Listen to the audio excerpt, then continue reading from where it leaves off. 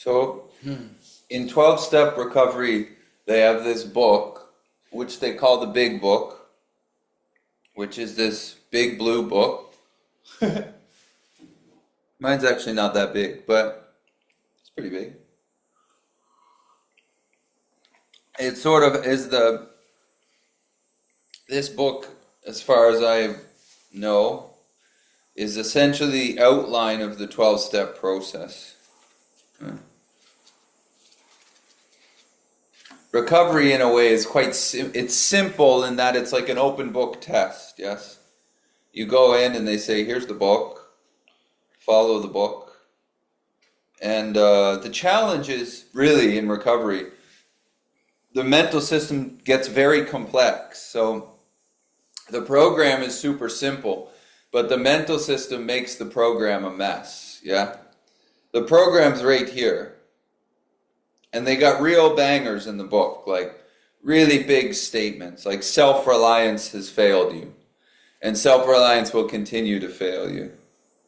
And this is kind of like a Dvaita in many ways, the 12 steps, in that these are not negotiations, yeah?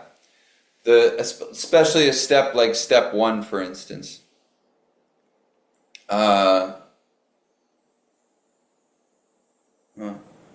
Step 1 is like a fact. So I'll just read it actually. If I can, let me see if I can just find the thing and if they got the. I know they got the steps, step by step here somewhere. But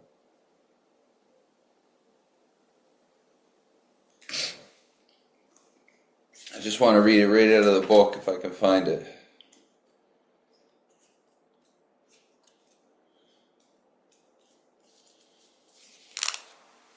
Yeah. Hold on, I'll get there. Step 1. So step 1 in the 12 steps is like a fact.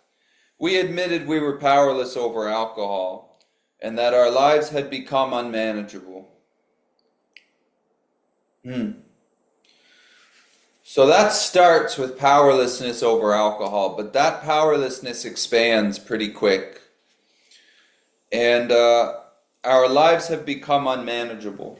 The life becomes unmanageable because the mental system thinks it has a bunch of power. Now in the big book here, there's a word that they use a lot, and it's self. But it's not Ramana's big S self, it's a small s self, meaning individuality. So when self thinks it has tons of power, essentially, and a lot of that power rests on being powerful over other people. So we are powerless over alcohol, but it becomes glaringly obvious that we're obviously powerless over other people, yeah? So, but self thinks it has power. So the sense of individuality thinks it has a lot of power. When that power is acted on, your life becomes very unmanageable. That's like a fact in many ways. You are powerless in many facets in the 12 steps. But in life, you don't have to be in the 12 steps to see it. So that highlights something, yeah, very important in a way. And when you see self, and in all of its glory through doing this process of the 12 steps, it doesn't stop presenting as something that's very powerful. The head still thinks it has power over other people and circumstances and all of this stuff, yeah?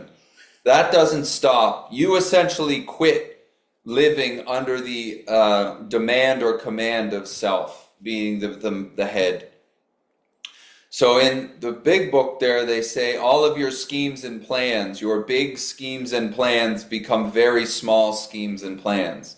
Because from the self-centered point of view of me, the schemes and plans and ideas that the head has are very big and extremely important, yeah?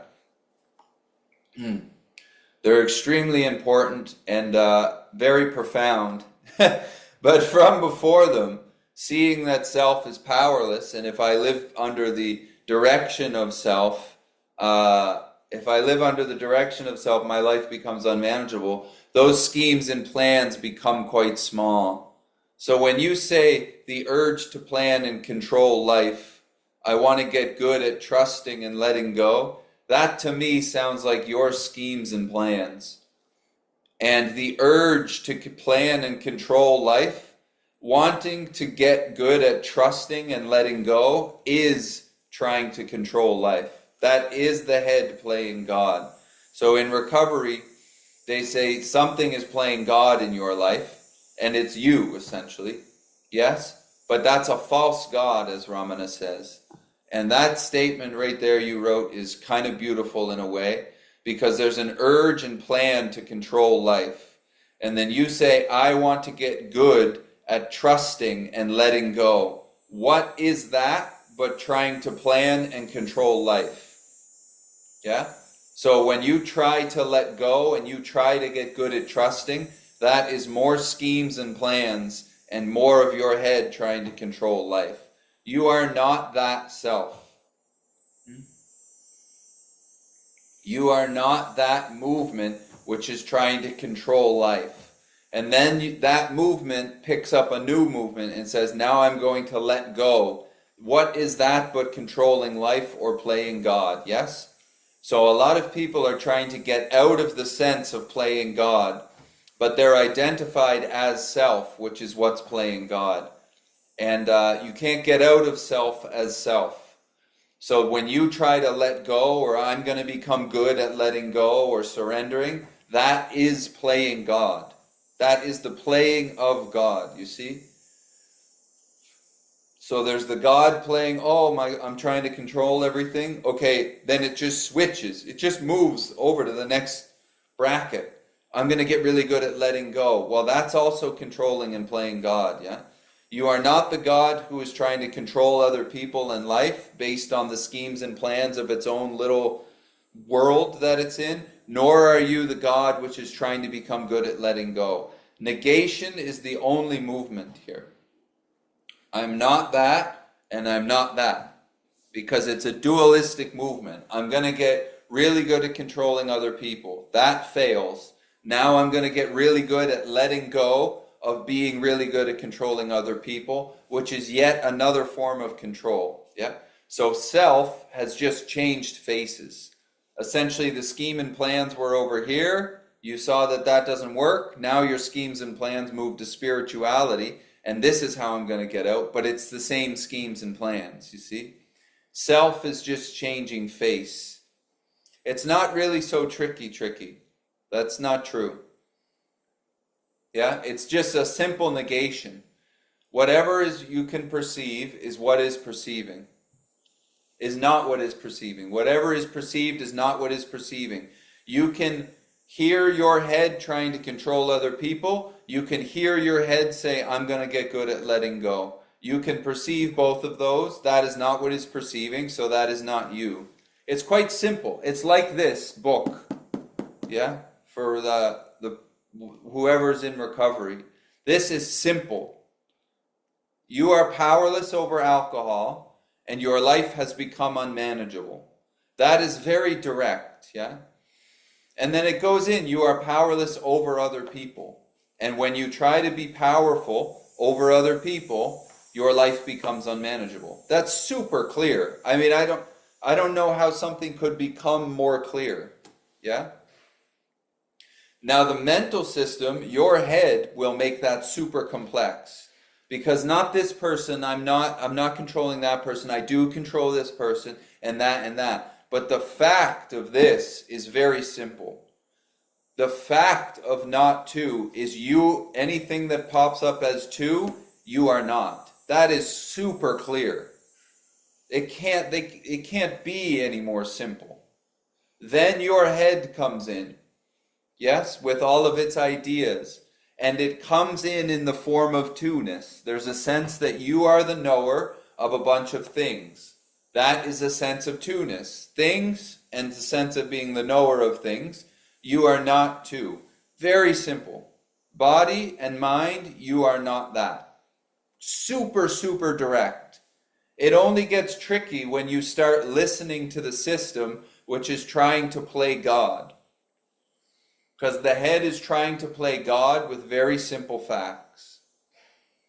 And as soon as that happens and you listen to it, then things get seemingly very confusing.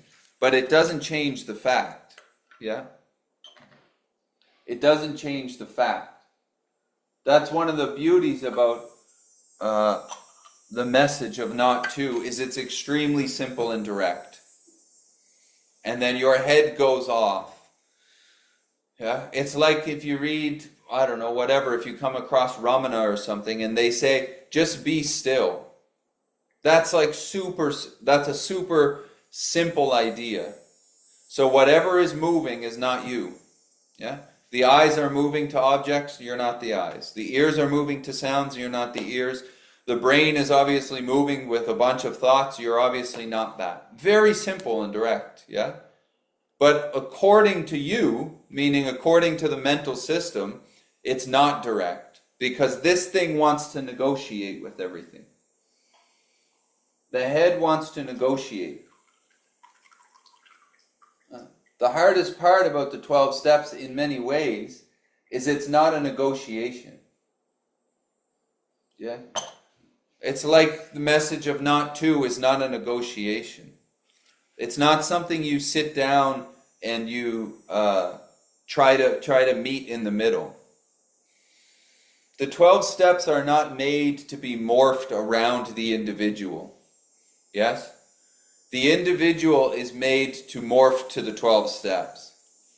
So the message, at least from my humble view or whatever, this message of not to is not a negotiation. I'm not going to take this message and then I'm going to use it in order to make this embodied life cleaner in this weird way. No, I'm not the life. Yeah? It's a negation. So the sense of individuality is met with a message, not to negotiate with it or make compromises with it. Yeah. So my sponsor would always say, you're making side deals with God. So there's a step 1, you are powerless and your life is unmanageable.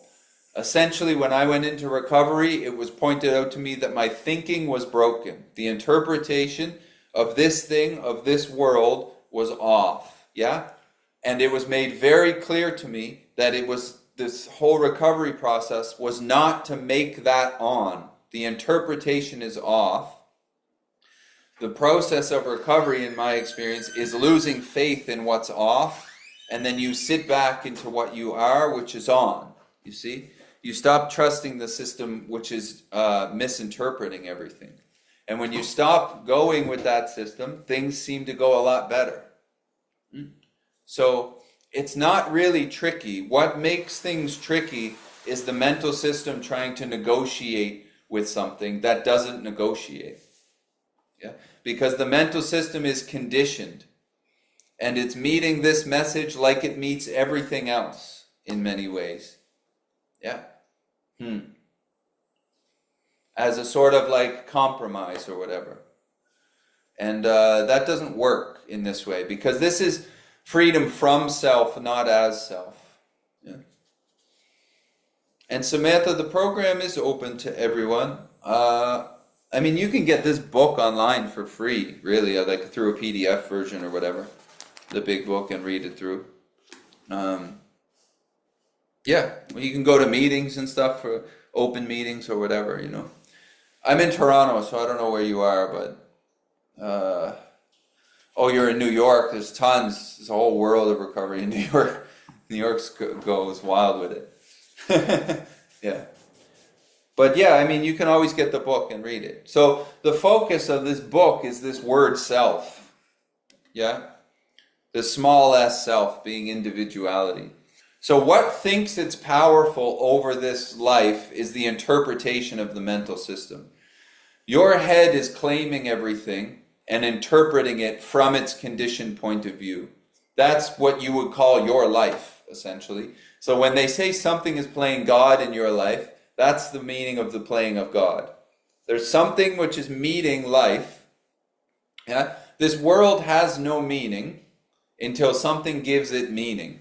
So everything, even like an object, so this is a pen, yes? That interpretation comes from this saying pen. But without the interpretation of the head and the senses as a pen, this has no meaning yet. So something is giving life all the meaning that it has.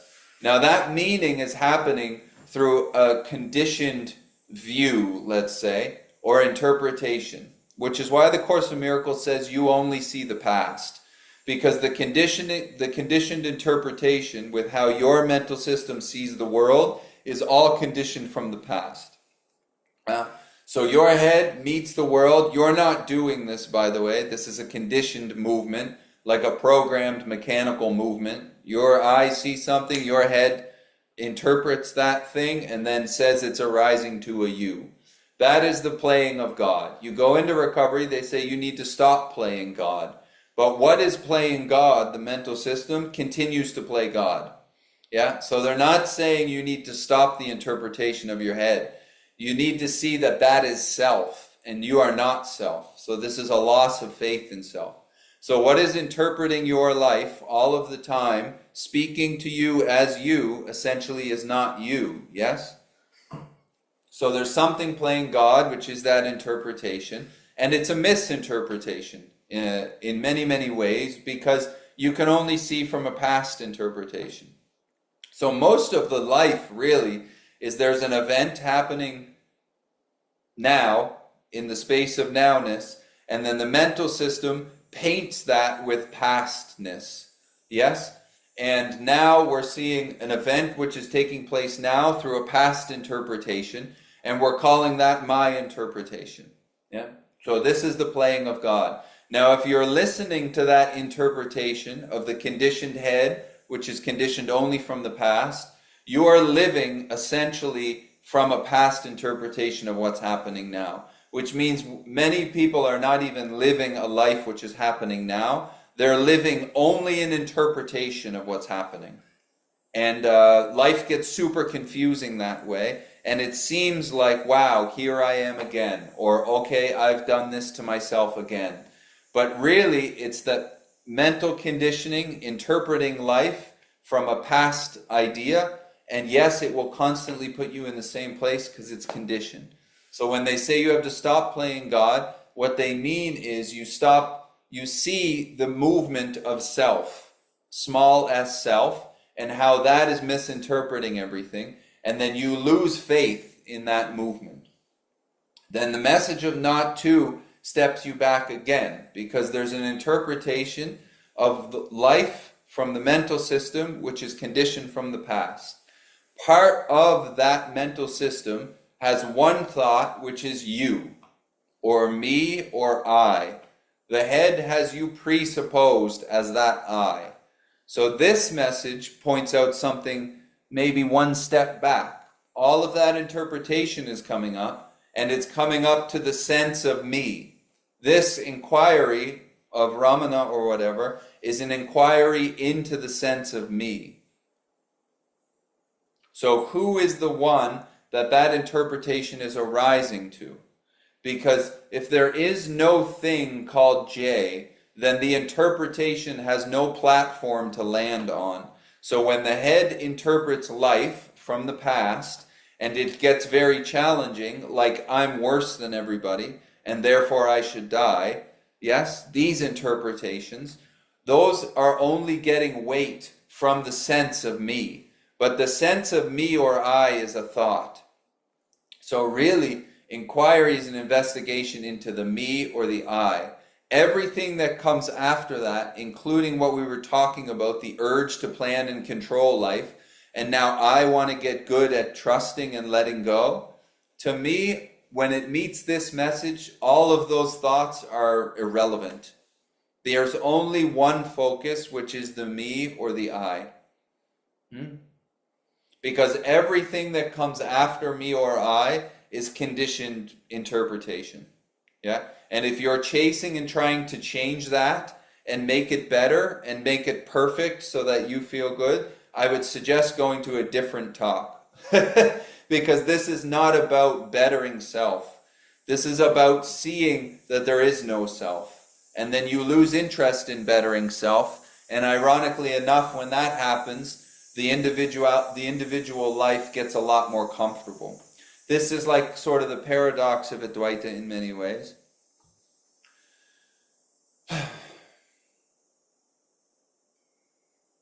When you see you are not the individuality gets much more comfortable.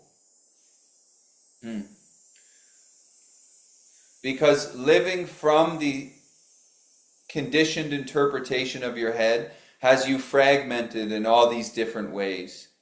Yeah, it's got you seeing through the lens of worthlessness, or seeing the world as very scary, or seeing this way and this way. There's thousands of ways that the head divides or interprets life and makes it very uncomfortable. So if the investigation goes into who is that interpretation arising to, me, who is that me, you see there is no me. And when you see that the me is a thought, then all of the interpretation, which is pulling apart your experience and making things very uncomfortable, loses its influence. And when it loses its influence, what happens is, they say, the unification of the senses and all of this stuff. But you don't have to worry about that. It's just when you lose faith in what's pulling your experience apart, which is self, then you see it, that it can't pull wholeness apart, essentially. And this individual life benefits a lot from that, because your mental system has your life pulled apart in many, many different ways. Everybody's does. You're not doing it. That's the conditioned interpretation of the past. If you see that that mental system is in many ways not your mental system, because there is no you, then when it tries to pull your experience apart, you see through it. Yeah? And then it can't pull your experience apart. Because what you are is wholeness as it is. You don't become that. This isn't about changing self. It's about being free from that movement, and then you see that your nature is wholeness. Yeah? Before the head separates that wholeness. So recovery in many ways highlights many things. And then the message of not to just kind of turns that up in a way. Yeah? Recovery says self is in control, and we're going to lose faith in self. And then the message of not to essentially illuminates that by saying, and by the way, there is no self. Yeah? The sense of me or I am not. So everything that comes after that sense of me or I, which is everything, by the way, the body, the mind, the whole thing.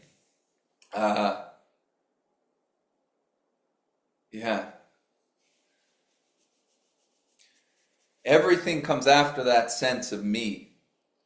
So if you see that there is no me, which these messages would highlight quite clearly, then everything that comes after the me loses its potency in many ways.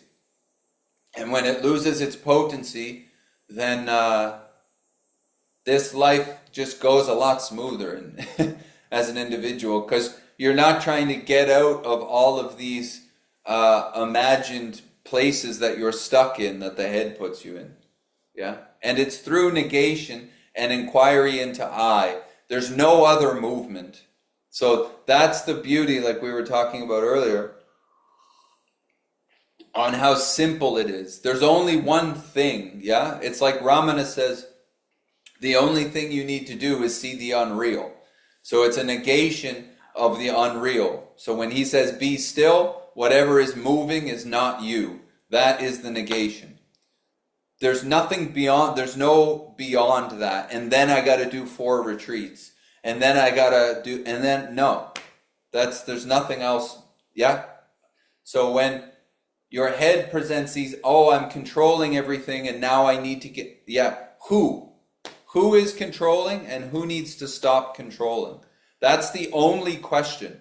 There's no question beyond that. If there's other questions and you want to work on this individuality, then I would go to another talk.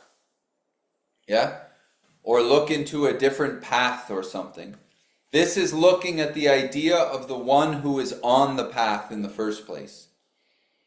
Because there is no one who's on the spiritual path. So this is it's a negation, and it's a negation of what comes before all the wanting and needing and changing and moving.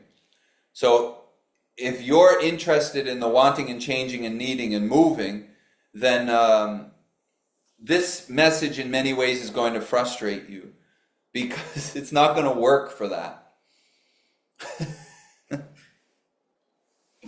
Yeah, it's not going to work for that. Things might get changed and moved and altered, not by you doing it. It's by you losing faith in the sense of individuality as being a solid ground to stand on. Because there is no solid ground as a me. The me is coming and going and always changing. So the beauty of this message and that book is that it presents facts. And then the head has a bunch of not facts. Yeah? So the millions of not facts that the mental system presents is met by one fact. Not that.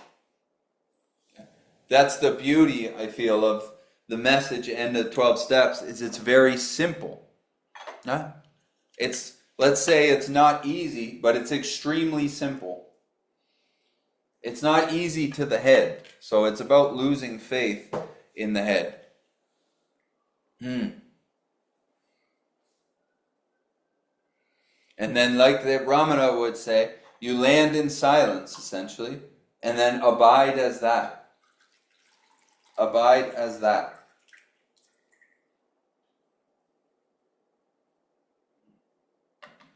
So the movement is a negation, if there is any movement, and that sits you back into no movement pretty quickly, really.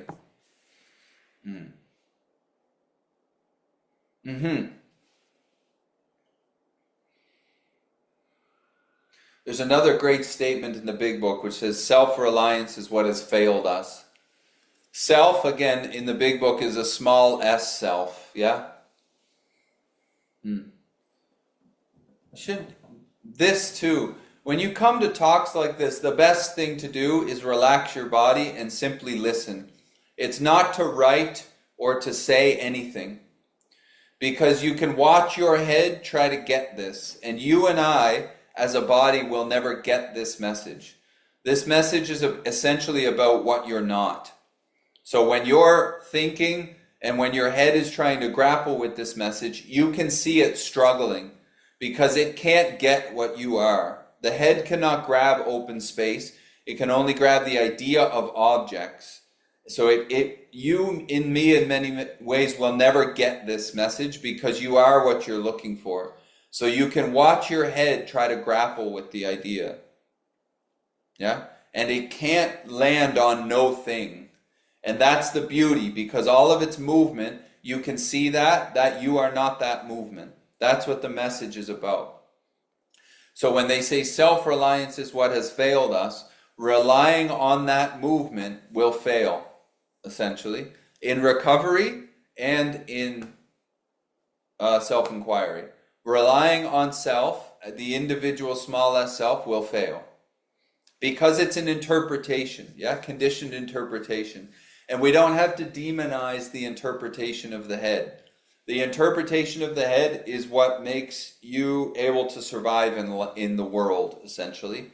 But if you're living under the auspices or the direction of that interpretation, it's going to misinterpret a lot of stuff.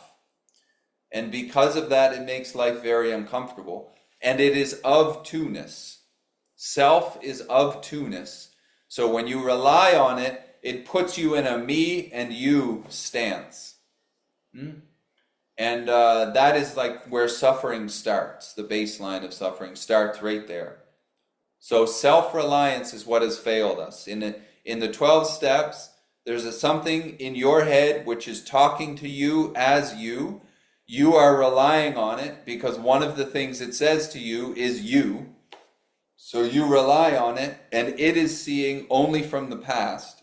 And it's misinterpreting everything that's happening right now. So relying on self, meaning the chatter in your head, is misleading you. That's what the 12 steps are saying. The process of the 12 steps is seeing how it's misleading you, yeah, through like step, and losing faith in it. This is not about taking the mental system and forming it into some beautiful thing. It's conditioned to see the way it's seeing, yeah. So Advaita, not two, is the same in many ways. That interpretation is arising to the sense of me. They would call that the sense of individuality. Yes? Because there's a sense of me, I'm tied to that mental interpretation. But just because there's a sense of me, it doesn't mean that there's a me. So the inquiry or investigation spiritually is into the me, nothing else. It's into only the one that this situation arises to. Everything that comes after that me, which is everything, is totally dependent on the sense of me. So again, in the 12 steps, the big focus is on self-centeredness. So when your head is talking to you as you, it's always talking from a self-centered point of view. Self, small s self, centered. That's how it sees. Your head sees from its point of view only. And when you hear somebody else's point of view, your head claims that and goes, yeah, I hear your point of view, but you only hear that point of view from your own self-centered interpretation. Now, you're not doing that movement. There is no doer of that self-centeredness. The system is self-centered, yeah? So when it becomes self-centered, if it's constantly telling you crazy things, then you do a bunch of crazy things. Because it's the only radio station playing up here. So this message looks at that and says, you are not that radio station.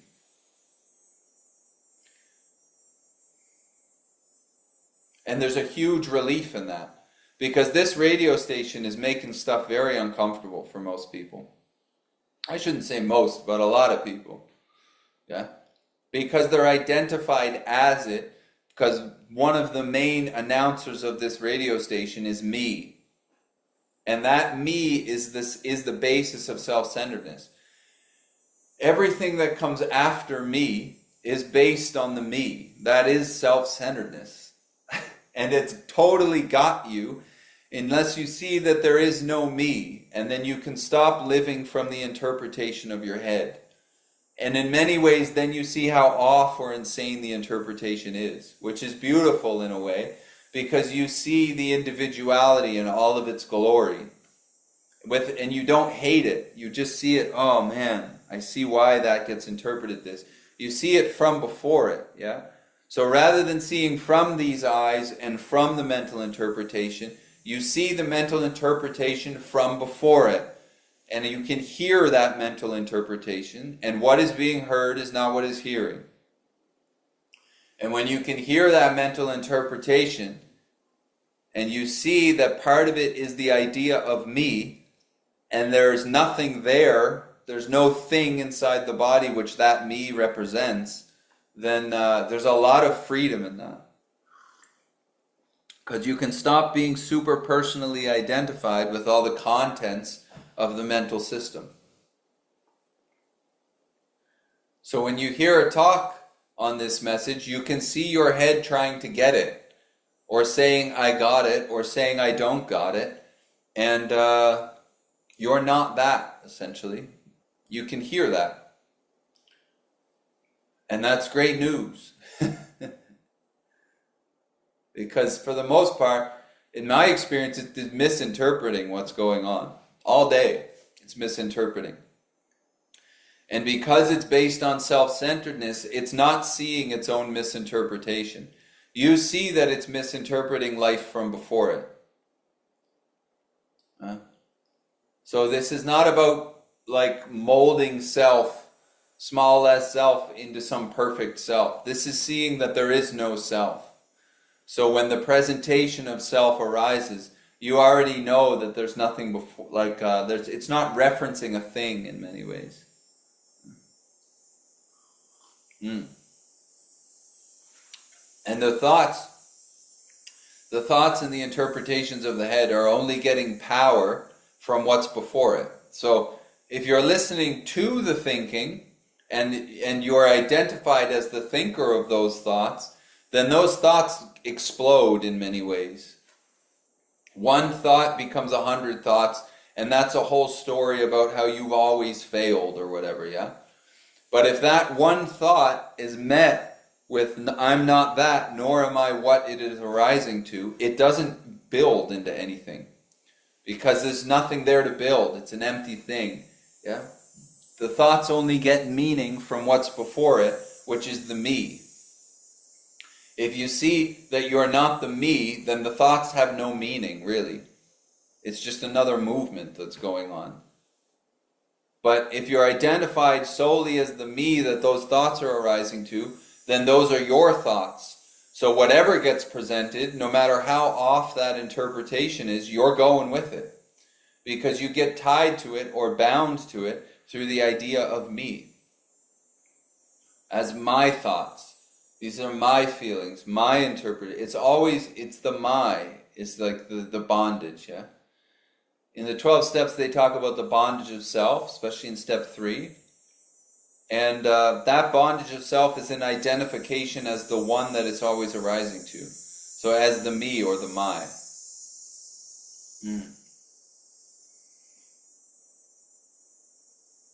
So the Buddhist, there is no self is great. And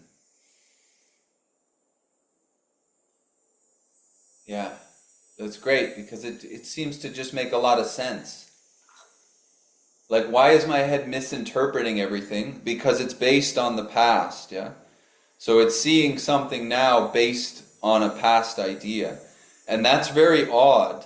It makes things feel very odd.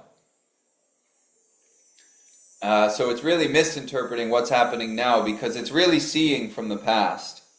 And it's projecting an idea of the future based on the past.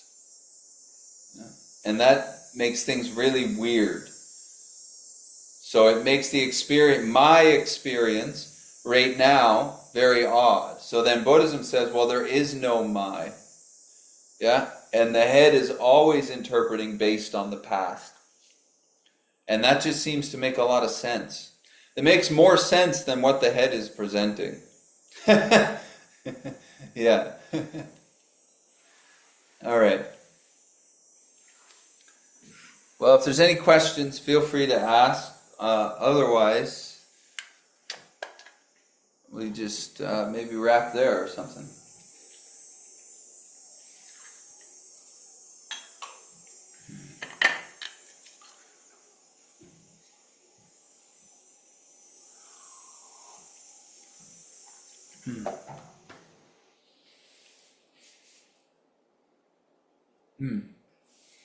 All right. Well, if there's no questions, maybe we'll end it there for today. So thanks everyone for coming. Dale, Samya, Samantha. There's so self-improvement. And then gets better. That's like the Ramana quote, yeah. The one you're trying to improve doesn't exist. Or it's like Shunryu Suzuki says, you only exist as an idea. So there's a conditioned movement which might improve, but it will improve, at least it has improved in this experience by losing faith in the sense of self. It's not improved by trying to improve the thing that's broken. So I went into recovery, your thinking is broken, and it's going to be broken because it's conditioned that way. Okay? So we're going to lose faith in it. When you lose faith in what's broken, you sit back into something which is never can be broken or altered. Yeah? That is, essentially what you're saying. So, the self you're trying to improve doesn't exist. So it's really an inquiry into who.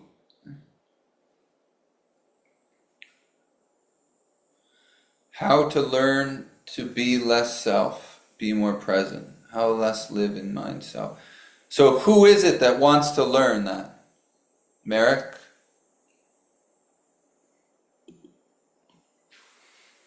How to learn to be less self. The thing that wants to learn to be less self is you, yeah?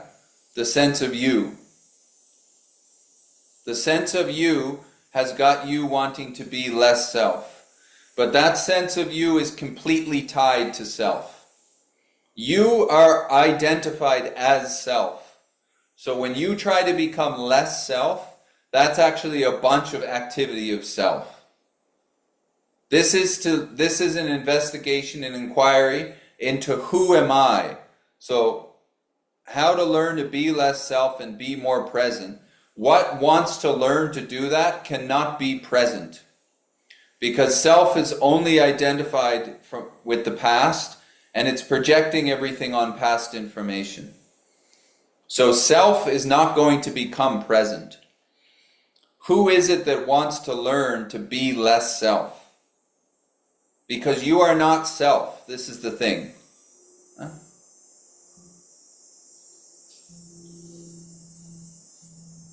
So who is it that wants to be more present? I want to be more present, let's say. Well, this is looking at that I. Who am I? What is the I? Huh?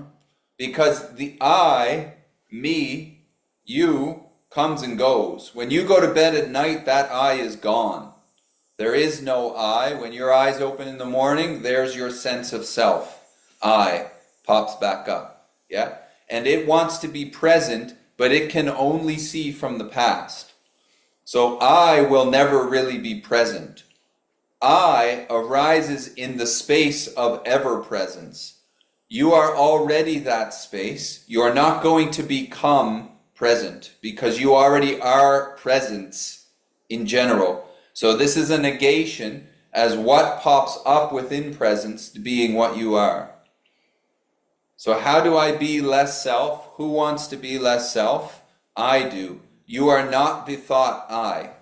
You are there before that thought comes up, and you are there after that thought goes. And then you see your head go, oh, I am that self. Well, you're not that either. Your head is claiming the space of presence, essentially. So how to learn to be less self and be more present is exactly what fails. That's the beauty. How to less live in mind or self. Yeah. What's saying that is mind and self. Small m mind, not the Buddhist big M mind. What is saying that there is self. And self will not commit suicide. Yeah? So how to less live in mind or self? That is self saying that. That is self trying to get out of self. And as they say quite clearly in addiction recovery, self will never get out of self. Self will never get out of self because it's a dualistic arising, and that is its nature, is dualism, and it can't get out of that. So identified as the mental system, you are never going to become less of the mental system because it cannot get out of itself. That is not opinion of mine. That is a huge line of inquiry from tons, millions of people in addiction recovery who have discovered that self cannot get out of self, and how to live less as self is self trying to get out of self. That will constantly fail you. That is not my opinion, by the way. That is tons of experience from recovery. Because recovery is full of people trying to get out of self, and they discovered that self ain't getting out of self. So this is a loss of faith. And the spiritual inquiry of Ramana is into who is the one that self arises to. Because there is no one that self arises to. Yeah? You are already what you're looking for. So this is really a negation. So whatever pops up in your screen of awareness, let's say, gets negated. So when your head says, how do I learn to be less self? That gets negated as what you are. How do I be more present? I'm not that which is looking to be more present. How do I live less as mind? I'm not that which is trying to live less as mind. You can perceive all of that stuff, yeah? Otherwise, you're in the loop. You're caught in the cycle of trying to be less as self, but as self, and self can't get out of self. So hopefully that makes sense. I don't know how else to put that, but I've heard it that when we're sleeping, we let go of ego and just dream freely.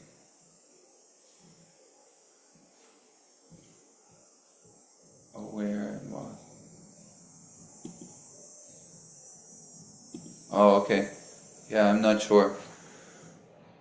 I don't really look at the idea of ego, because when you say ego, you think of the thinking mind. Thought content. Yeah, Brooke? When people say ego, they're thinking about the thinking. But the thinking comes after the sense of being the thinker. So inquiry is into me. It's in being the one who's the thinker of those thoughts. So who does the ego arise to? Yeah? Because there is no thing called an ego. An ego would be a clump of thoughts which are constantly moving. When you go to sleep, the thinking stops, yes, but really what pauses is the sense of being the thinker of those thoughts. So leave ego alone. Ego is quite irrelevant because there is no ego, which is why ego death is a really funny thing. Because there's no thing living called an ego. Who does the ego arise to? Is the sense of you, yeah?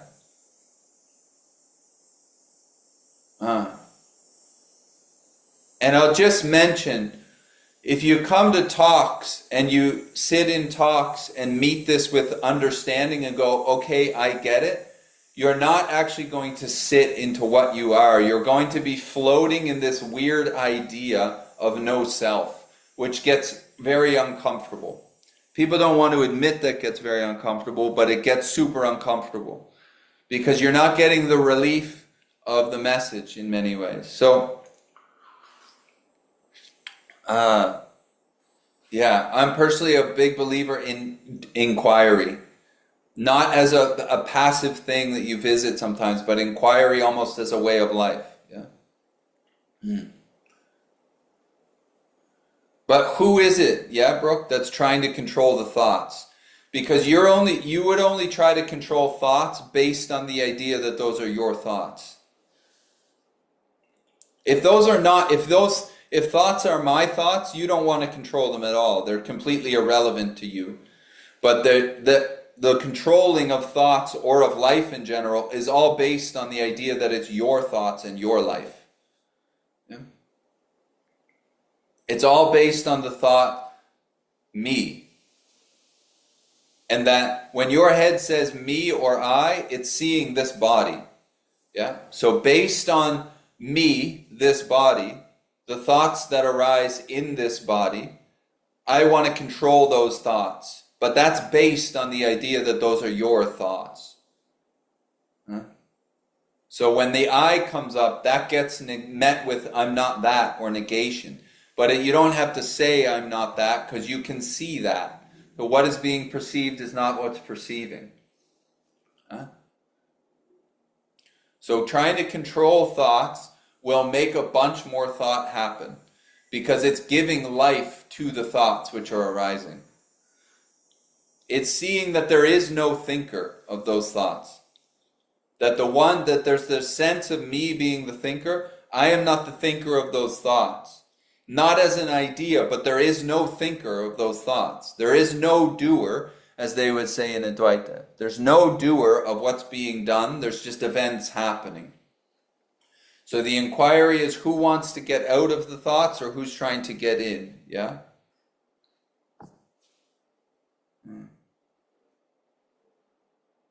The watcher. So if something ends with ER, that would tell me that there's a one there who feels they're watching, yeah? It would be more like a watching. There's no watcher. There is no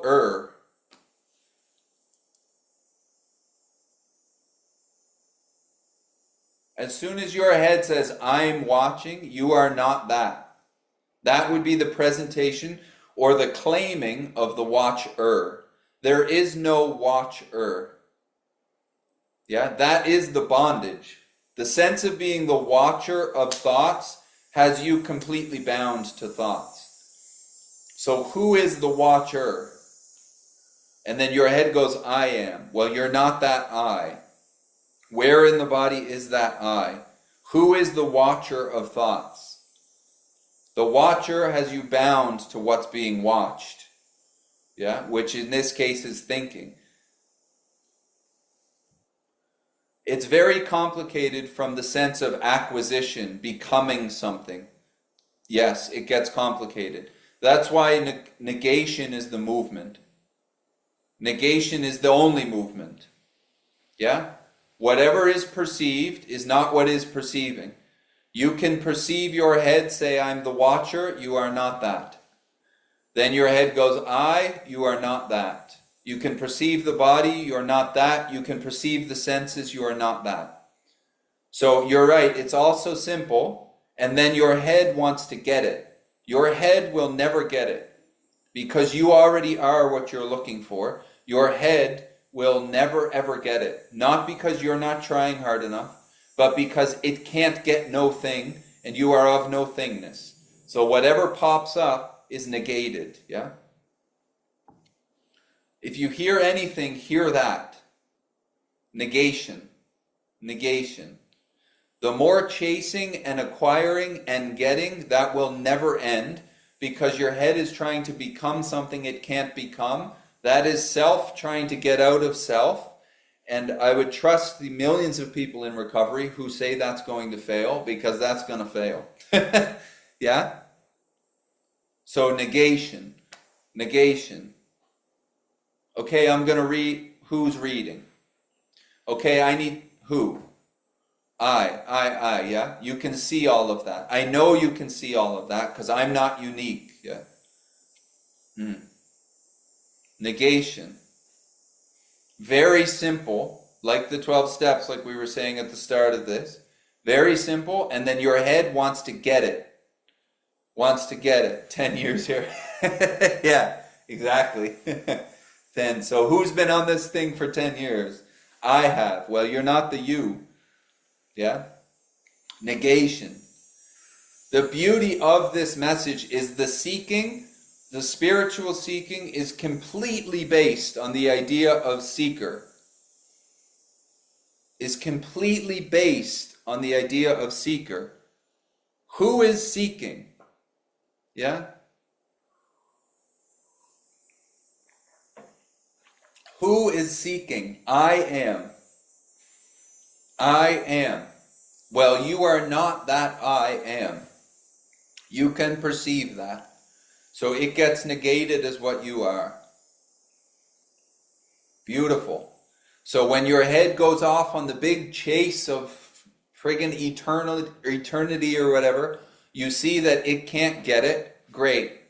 And you see that you're not the one who's off on the chase. And then the chase ends right there and you can go back to take a nap or something. Yeah? Good. And then the head will go off again on its next big adventure of spiritual acquisition. And you see you're not that head.